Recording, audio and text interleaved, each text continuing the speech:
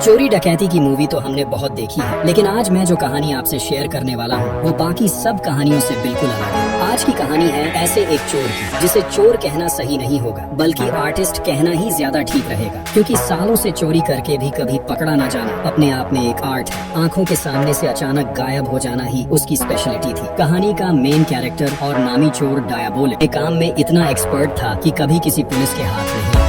एक दिन वो इटली के एक बैंक से कुछ कीमती खजाना चोरी करके भाग रहा था। तभी पुलिस ने उसका पीछा करना शुरू किया। बड़ी मुश्किल से उन्होंने डायाबोलिक का रास्ता रोक लिया। पुलिस को लगा कि इस बार वो किसी भी हालत में नहीं बच सका, लेकिन अचानक डायाबोलिक ने अपनी कार में एक बटन दबाया और तुरंत रोड ऊंचा हो गया। वो उसी रोड पर स्लाइड करते हुए पुलिस के ऊपर से निकल गया। ये देखकर पुलिस वाले हैरान रह गए, लेकिन वो हार मानने वाले नहीं थे। पुलिस की एक और टीम ने उसे फॉलो करना शुरू किया। ये देखकर डायाबोलिक ने अपनी कार से जहरीली गैस छोड़ी और सारे पुलिस वाले बेहोश हो गए। इतना सब करने के बाद भी बेचारे को चैन नहीं मिला, क्योंकि इंस्पेक्टर ज्ञान को अपनी कार से उसके पीछे पड़ा। लेकिन कुछ दूर जाने के बाद उसने देखा कि डायाबोलिक की कार सड़क पर पलटी हुई, मगर वहाँ डायाबोलिक खुद मौजूद नहीं था। ये देखकर ज्ञान को बहुत निराश हो गया। उधर हम एक पार्टी में डिफेंस मिनिस्टर जॉर्जियो को देखते हैं। वो वहाँ बाकी लोगों से बातें कर रहा था। तभी वहाँ ईवा नाम की एक लड़की आती है। जॉर्जियो तुरंत उसे वेलकम करने के लिए आगे बढ़ता है। ईवा असल में उस शहर की नामी बिजनेसवुमन थी, लेकिन बिजनेस उसका अपना नहीं था। उसने एक बुजुर्ग अरबपति से शादी की थी। सीधी बात कहें तो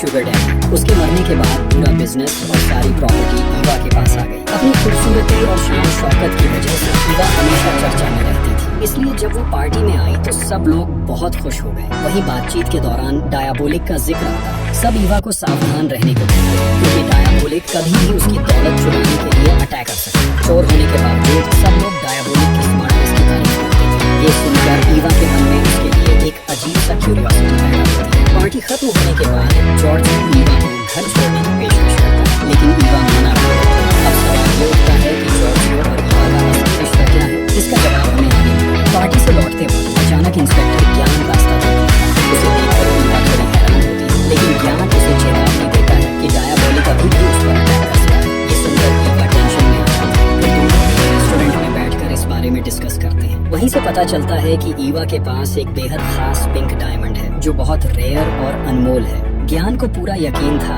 कि डायाबोलिक उसे चुराने जरूर आएगा, इसलिए वो ईवा से उसकी सारी डिटेल्स ले लेता है। वो किस होटल में रह रही है, उसका रूम नंबर क्या है, उसके साथ कोई और है या नहीं। सब कुछ जानने के बाद जाते जाते ज्ञान उसे दोबारा चेतावनी देता है कि किसी पर भी भरोसा मत करना, क्योंकि डायाबोलिक का असली चेहरा किसी ने आज तक नहीं देखा। हो सकता है वो होटल का मैनेजर हो, कोई वेटर हो या फिर खुद ज्ञान हो। ये सुनकर ईवा उसकी बात मान लेती है और ज्ञान वहाँ से चला जाता है। उधर जिस होटल में ईवा रह रही थी वहाँ पर रॉबर्टो नाम का एक वेटर स्पेशली उसे सर्विस देने के लिए रखा हुआ था। एक रात रॉबर्टो अपने दोस्त के साथ गप्पे मार रहा था और ईवा के बारे में बातें कर रहा था। तभी पता चलता है कि उसके रूम के अंदर एक स्पीकर छिपा हुआ है, जिसके जरिए डायाबोलिक उनकी सारी बातें सुन रहा था। जैसे ही रॉबर्टो वहाँ से निकलकर घर की ओर रवाना हुआ, कोई शख्स छिपकर उस पर अटैक कर देता है। साफ था कि वो डायाबोलिक ही था। उसने रॉबर्टो को मार डाला और उसकी लाश गायब कर दी। इसके बाद स्पीकर में रिकॉर्ड हुई आवाजों को बार बार सुनकर डायाबोलिक ने रॉबर्टो जैसी बोलने की प्रैक्टिस शुरू कर दी। तभी पहली बार हमें डायाबोलिक का असली चेहरा देखने को मिलता है। फिर सीन बदलता है और हम एलिजाबेथ नाम की एक औरत को देखते हैं। उसका हस्बैंड वॉल्टर कई दिनों से घर नहीं लौटा था, जिससे वो बहुत परेशान थी। एलिजाबेथ उसे बहुत चाहती थी, लेकिन उसका पति कभी उसकी मोहब्बत की कद्र नहीं करता था। यही सोचकर वो और भी उदास हो गई थी। उसकी सहेली उसे समझाती है कि शायद वॉल्टर किसी मुश्किल में है और वो जरूर वापस आएगा। उधर जब ईवा होटल पहुंची तो मैनेजर और बाकी स्टाफ ने उसका शानदार वेलकम किया। वहीं उसकी मुलाकात रॉबर्टो से करवाई गई। ईवा उनसे बातें करके सीधा अपने कमरे की तरफ चली गई और पीछे पीछे रॉबर्टो भी वहां पहुंच गया। लेकिन सवाल ये उठता है कि रॉबर्टो तो कल ही मर चुका था, तो फिर ये आदमी कौन? दरअसल ये असली रॉबर्टो नहीं बल्कि डायाबोलिक था, जो रॉबर्टो का रूप भरकर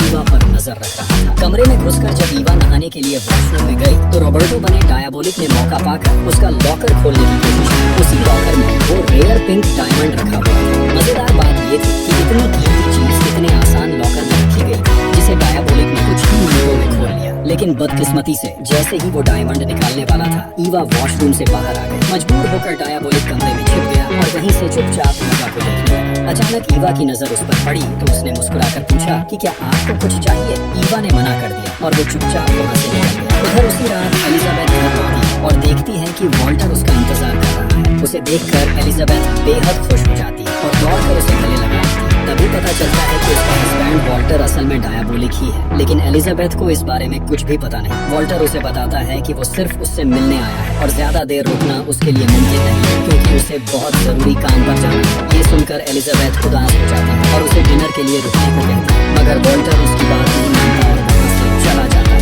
उसी शाम ईवा जॉर्जियो से मिलने गई थी। बातचीत के दौरान जॉर्जियो उसके करीब आने की कोशिश करता है, लेकिन ईवा उसे पास नहीं आती, इससे जॉर्जियो गुस्से में आ जाता है।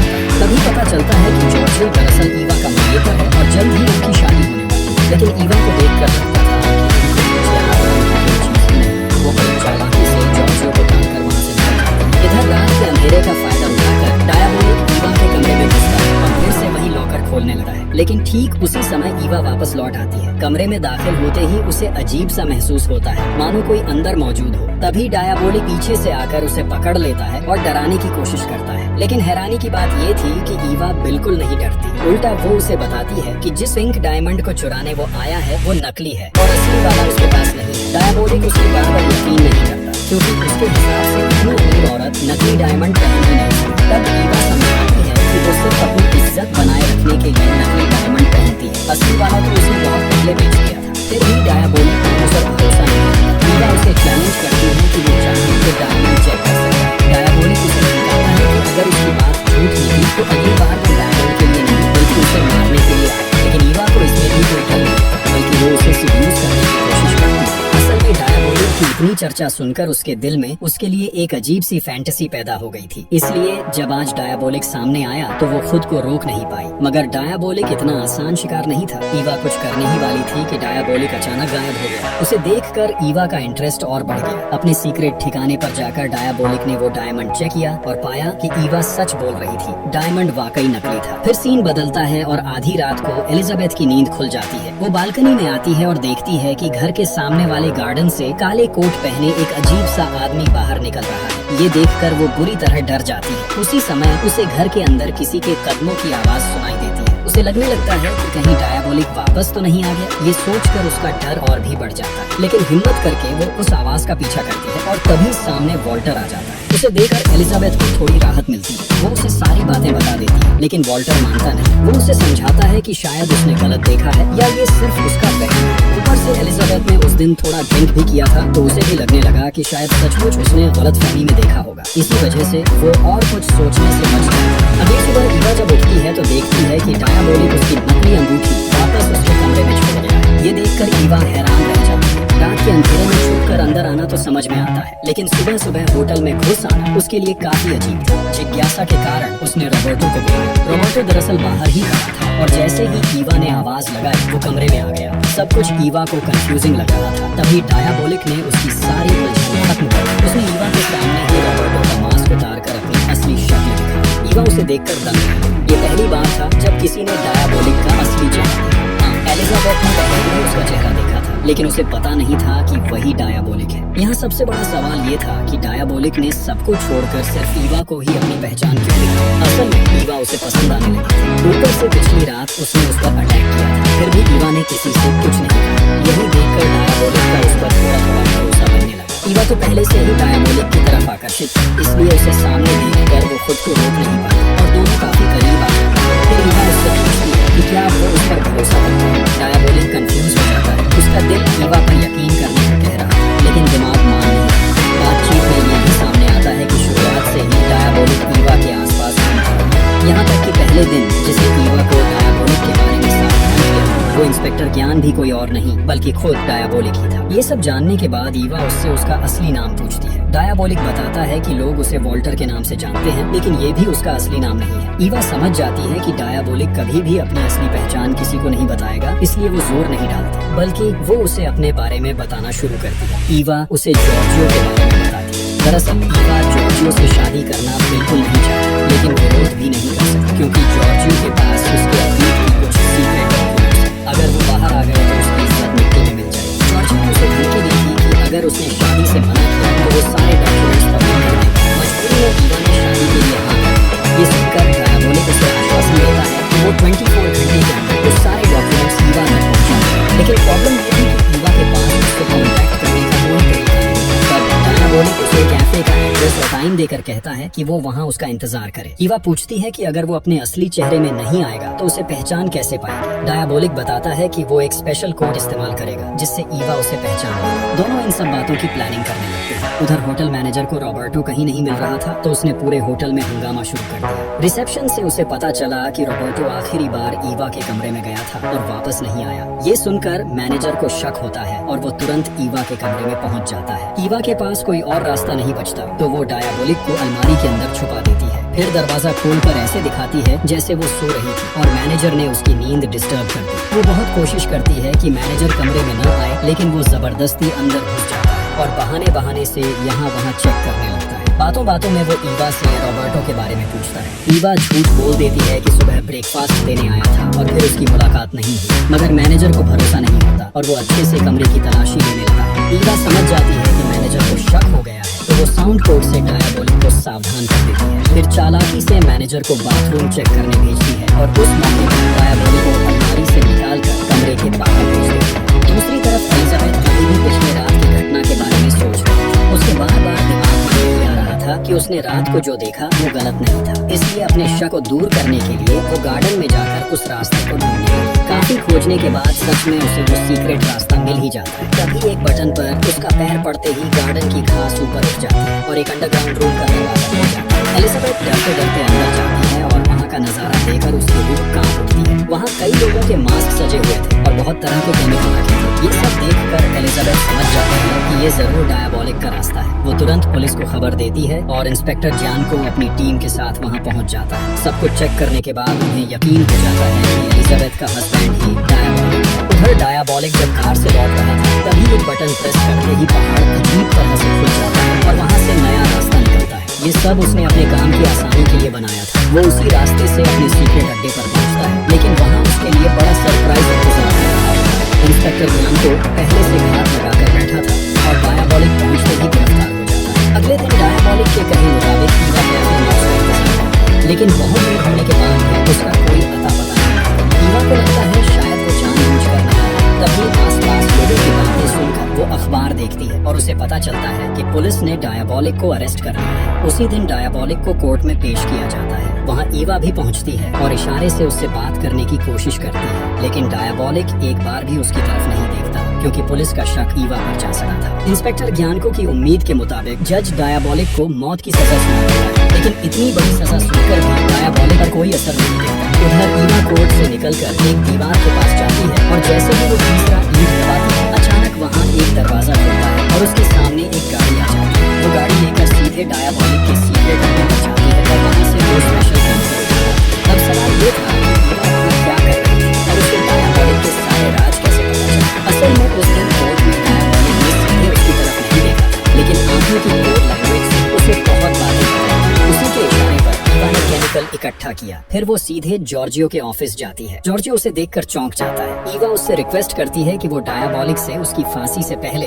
एक बार मिलना चाहती है, लेकिन जॉर्जियो साफ मना कर देता है क्योंकि तब उसे कई तरह की सफाई देनी पड़ेगी। मगर ईवा भी जिद्दी थी। वो जानती थी कि जॉर्जियो डिफेंस मिनिस्टर है, उसके लिए ये मुश्किल काम नहीं होगा, इसलिए वो उसे ब्लैकमेल करना शुरू कर देती है कि अगर उसने उसकी बात नहीं मानी तो वो उससे शादी नहीं करेगी। ऊपर से वो एक्टिंग करती है कि उसे जॉर्जियो से बहुत मोहब्बत है और वो उसके लिए पागल है। आखिरकार जॉर्जियो मजबूर हो जाता है और उसे डायबोलिक से मिलने की इजाजत देता है, लेकिन शर्त ये रखता है कि वो भी ईवा के साथ रहेगा। ईवा अब विरोध नहीं करती क्योंकि अब उसके पास कोई चारा नहीं था। फिर दोनों डायबोलिक से मिलने पहुंचते हैं और करीब आधे घंटे तक बातें करके बाहर निकल जाते हैं। अगले दिन दिखाया जाता है कि डायबोलिक की फांसी की तैयारी चल रही है, लेकिन उस वक्त गले में फांसी की रस्सी डालकर लटकाने का सिस्टम नहीं था, बल्कि अपराधियों का गला काटकर मौत की सजा दी जाती थी। तैयारी पूरी होने के बाद जब जल्लाद डायबोलिक को लेकर जा रहा था तब भी उसके चेहरे पर किसी तरह का डर नहीं था। उसे देखकर बिल्कुल भी नहीं लगता था कि वो मरने वाला है। ये देख इंस्पेक्टर ज्ञानको को बड़ा अजीब लगता है। तभी बगल में खड़ा एक ऑफिसर कह देता है कि डायबोलिक को देखकर लग रहा है शायद वो ड्रग्स के नशे में बेहोश है। ये सुनकर ही ज्ञानको को शक होता है और वो जोर से जल्लाद को रोकने की कोशिश करता है, लेकिन तब तक बहुत देर हो चुकी होती है। डायबोलिक का सिर उसके शरीर से अलग हो चुका है। धीरे धीरे ज्ञानको उसके पास जाकर मास्क हटाता है और देखता है वो तो डायबोलिक यानी वॉल्टर था ही नहीं बल्कि जॉर्जियो था। ये देखकर ज्ञानको पूरी तरह डर जाता है। उसे दो बातें खाई जा रही थी, एक उनकी लापरवाही से डिफेंस मिनिस्टर की मौत हो गई और दूसरा डायबोलिक जैसा खतरनाक क्रिमिनल उनकी पकड़ से भाग गया। अब सवाल उठता है कि इतनी सिक्योरिटी डायबॉलिक भागा कैसे, असली रहस्य अब सामने आता है। दरअसल उस दिन ईवा का जॉर्जियो से मिलना और उससे डायबॉलिक से मिलने की परमिशन लेना, ये पूरा प्लान डायबॉलिक का ही था। उसने पहले से अपने और जॉर्जियो के मास्क अपने अड्डे पर बनाया। ईवा वहाँ से सिर्फ केमिकल ही नहीं लाई थी, बल्कि वो मास्क भी लेकर आई थी। फिर डायबॉलिक और ईवा ने मिलकर जॉर्जियो को ड्रग देकर बेहोश किया और उससे ईवा के पर्सनल डॉक्यूमेंट्स कहाँ हैं ये पूछ लिया। वो डॉक्यूमेंट्स जॉर्जियो के पर्सनल लॉकर में थे, जिसका पासवर्ड सिर्फ उसी को पता था। डायबॉलिक ने वो पासवर्ड भी उससे ले लिया। उसके बाद उसे दूसरा ड्रग देकर ऐसा हाल कर दिया कि होश आने के बाद वो किसी को कुछ पता नहीं हुआ। फिर डायबॉलिक ने जॉर्जियो के चेहरे का मास्क और उसके कपड़े पहन लिए और जॉर्जियो को वॉल्टर का मास्क पहनाकर छोड़ दिया। मतलब परफेक्ट क्राइम, किसी को कुछ भी शक नहीं हुआ। इसके बाद सीन शिफ्ट होता है। डायबॉलिक जॉर्जियो के रूप में उसके ऑफिस पहुंचकर लॉकर खोलता है और ईवा के सारे डॉक्यूमेंट निकाल लेता है। तभी पुलिस भी वहां पहुंच जाती है, लेकिन उन्हें पहचान ही नहीं चलता कि सामने खड़ा आदमी असल में डायबॉलिक है। उनकी आंखों के सामने से ही डायबॉलिक साफ निकल जाता है। उधर एक अमीर औरत बैंक में कुछ कीमती सामान रखने आती है। चूँकि वो बहुत रेयर और कीमती चीजें थी, इसलिए सिक्योरिटी को लेकर वो औरत थोड़ी परेशान थी। वो मैनेजर से लाकर की सिक्योरिटी के बारे में पूछती है। मैनेजर समझाता है कि लाकर की दीवारें 3 परतों से बनी हैं, जिसे तोड़कर चोरी करना नामुमकिन है। इसके अलावा लाकर की चाबी सिर्फ मालिक के पास होती है और किसी और तरीके से चाबी हासिल करना पॉसिबल नहीं है। ये सब सुनकर वो चैन से अपना सामान लाकर में रख देती है और बाहर चल जाती है। लेकिन ऐसी में वो औरत कोई और नहीं बल्कि ईवा थी। असल में वो और डायबॉलिक मिलकर उसी बैंक को अपने कब्जे में बनाए थे। इसलिए डायबॉलिक ने ईवा को वहां भेजा था ताकि वो सिक्योरिटी सिस्टम की डिटेल ले सके। उधर इंस्पेक्टर ज्ञान को भी डायबॉलिक को पकड़ने के लिए पूरी मेहनत कर रहा था। उसने शहर के हर बैंक, हर ट्रस्ट, हर लाकर रूम को चेक करना शुरू कर दिया। उसे पता था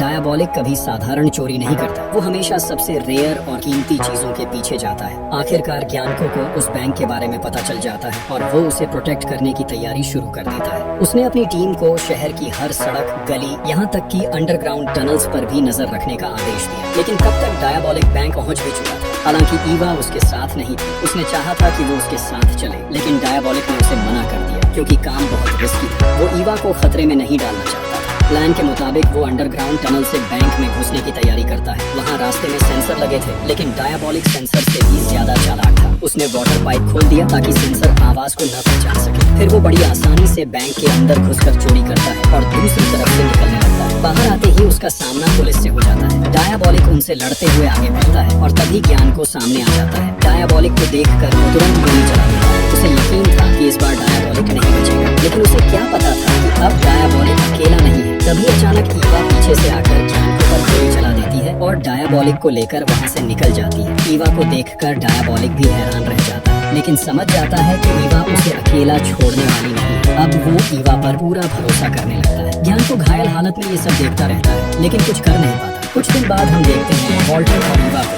अब वो दोनों साथ में बेहद खुश हैं। ईवा को इम्प्रेस करने के लिए वॉल्टर असली पिंक डायमंड भी वापस ले आता है, लेकिन ईवा को अब उसमें कोई दिलचस्पी नहीं है। अब उसे सिर्फ डायमंड चाहिए, इसलिए वो डायमंड को समुंदर में फेंक देती है और वॉल्टर को गले से लगा लेती है। और इसी खूबसूरत मोमेंट के साथ फिल्म का अंत हो जाता है।